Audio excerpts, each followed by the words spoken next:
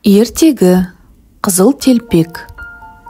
Баяғы өткен заманда орманның дәл шетіндегі үйшікте кішкентай қыз тұрады екен.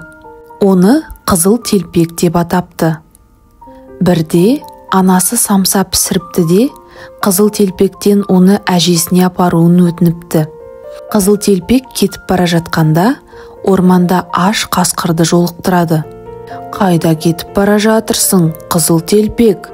деп сұрайды ол. Қыз қасқырдан еш қорыққан жоқ, тіпті онымен азырақ сөйлеспек болып шешеді.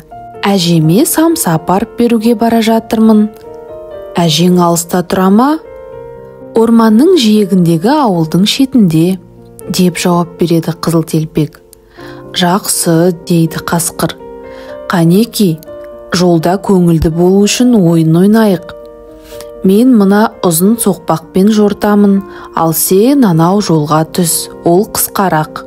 Көрейік, әжеңе қайсымыз бұрын жетер екенбіз?» Қасқыр қызыл телпекті алдаған болатын. Өзі қысқа соқпақпен жорта жөнелді, ал қыз ең ұзақ жолға түсті. Қасқыр әжейдің үйіне келіп есікті қағады. «Бұл кім?» деп сұрайды әжей. «Бұл мен ғой, немереңіз қызыл телпекпін. Сізге самса келдім», дейді қасқыр жіңішке дауыспен. Әжей бұл кезде төсектен тұра алмай ауырып жатқандықтан әлсіз дауыспен былай дейді. «Жіпті тартсаң, балақайым, есік ашылады». Қасқыр есікті ашып жіберіп, әжейге тап береді де оны жұтып қояды. Содан соң есікті жауып, әжейдің орамалын басына орап, оның көзілдірігін киіп, төсекке жата қалады. Кешікпей қызыл телпек те жетіп есікті қағады. «Бұл кім?» деп сұрайды қасқыр жуан әрі қырылдақ дауыспен. Қызыл телпек әжесінің жуан даусына таңданғанмен, әжем тамағына суық тигізіп ауырып қалған шығар деп ойлап, даусын қаттырақ шығарып, «Бұл мен, қызыл телпекпін, сізге самса келдім», дейді.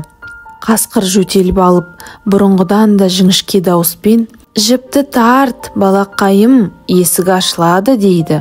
Қызыл телпек үйге кіргенде көрпені басына жауып, төсекте жатқан әжесін көріп таң қалады. «Әже, бүгін сенің даусың неге біртүрлі?» «Мен ауырып қалдым, немерем», дейді қасқыр.